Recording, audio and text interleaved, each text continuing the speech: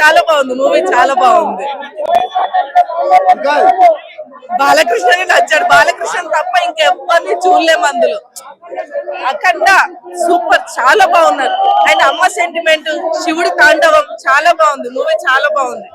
Overall గా movie చూస్తే రుద్ర తాండవం చూసినట్టు అనిపిస్తుంది. చాలా బాగుంది. యాక్షన్ సీన్స్ చాలా బాగుంది. టచ్ చేస్తుంది, ఏమొస్తుంది. హనుమాన్ని కూడా దండ మాత్రం బాగా చేశారండి. దిష్టి తీస్తాడు చూడండి. అబ్బా, ఇప్పటి వరకు ఎవరు తీయలేదు అంత దిష్టి. అలా దిష్టి తీసి గుమ్మడికాయని కొడతాడు. చాలా బాగుంది, చాలా బాగుంది. Goose bumps, every scene goose bumps.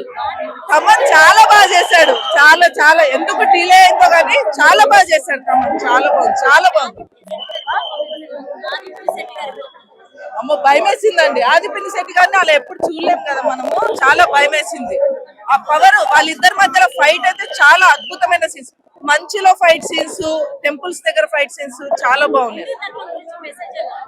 అమ్మో, చాలా బాగుంది. అంటే మనకు తెలియదు, ఇప్పటి వాళ్ళకి సనాతన ధర్మం అంటే ఒక మూఢనమ్మకం అని, దేవుడి మీద మూఢనమ్మకం అని అనుకుంటున్నాను. అలా కాదు. సనాతన ధర్మం అంటే మన వాళ్ళని ఎలా కాపాడుకోవాలి అన్నదానికి తప్ప ఇంకేం లేదు అక్కడ. కరుణించమను, కనిపించమని అంటారు కదా, సేమ్ ఈ డైలాగ్ ఈ మూవీలో కనిపిస్తుంది.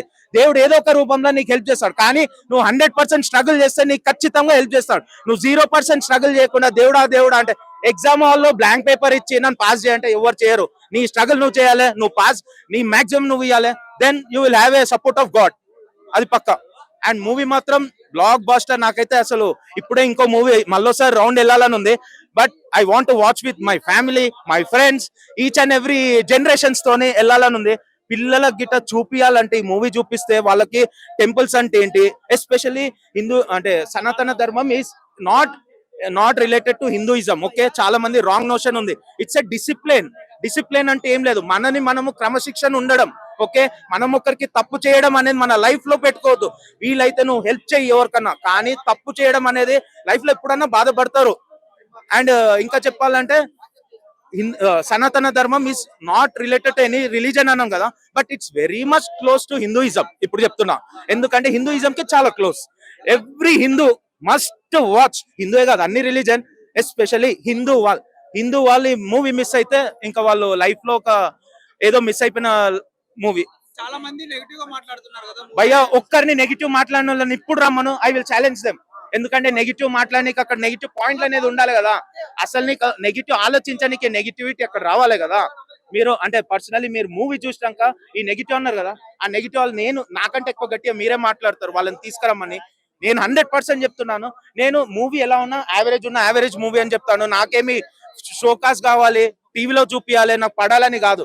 నన్ను చూపించినా కాకపోయినా I will always give a correct message. I have a name of genuine reviewer. నా రివ్యూ చూసి చాలా మంది మూవీస్ కి వెళ్తారు, 100 మంది వెళ్తారు. దే ఫీల్ హ్యాపీ, ఎందుకంటే నేను కరెక్ట్ చెప్పినా అని.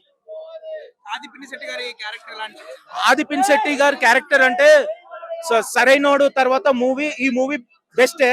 కానీ చెప్పాలంటే మనకి అఖండ 1 మూవీలో శ్రీకాంత్ ఎలా అయితే రోల్ ఇచ్చి క్లోజ్ చేస్తాడో, సేమ్ అలాగే ఈయన గిట్ట మంచి రోల్ ఇచ్చి సెకండ్ హాఫ్ తర్వాత వచ్చిండు. ఫస్ట్ హాఫ్ వచ్చి ఉంటే ఇంకా వ్యాలిడ్ ఉంటుండే. ఆయన మాత్రం యాక్టింగ్ కి తోపు అనమాట. ఆయన యాక్టింగ్ ఇచ్చిన ½ అన్ అవర్ ఎక్స్ట్రానరీ చేసిండు. బట్ ఏంటంటే ఇంకెక్కువ ఇచ్చి ఉంటే బాగుంటుండే ఆయన స్కోప్ కి. మెయిన్ విలన్ ఉంటుంది మూవీలో. సో సెకండ్ విలన్ లాగా అది సెకండ్ విలన్ అయిపోయింది.